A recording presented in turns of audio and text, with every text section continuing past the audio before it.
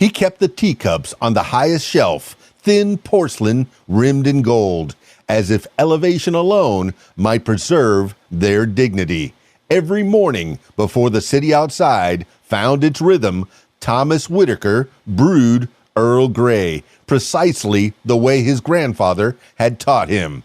Water just off the boil, steeped no longer than 4 minutes. The ritual mattered.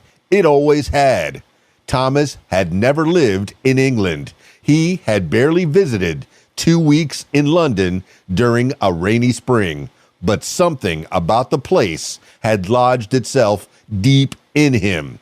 The order of the streets, the patience of queues, the way history seemed to breathe through brick and stone. Back home, his apartment reflected that quiet devotion. Shelves of worn paperbacks by Austen and Orwell, framed prints of foggy bridges, a muted palette that refused excess. Friends teased him for it. "You're more British than the British," they'd laugh. Eyeing his tweed jacket in July, Thomas smiled politely. He didn't mind the joke. Being an Anglophile wasn't about pretending to be someone else. It was about finding a language for who he already was. On weekends, he wandered used bookstores, hunting for first editions and forgotten memoirs. He listened to the BBC World Service as he cooked shepherd's pie from a recipe clipped out of an old magazine. When the news grew loud and frantic, he found comfort in the cadence of familiar accents and measured words. One afternoon, while rearranging his books, Thomas found a postcard tucked between the pages of a secondhand novel.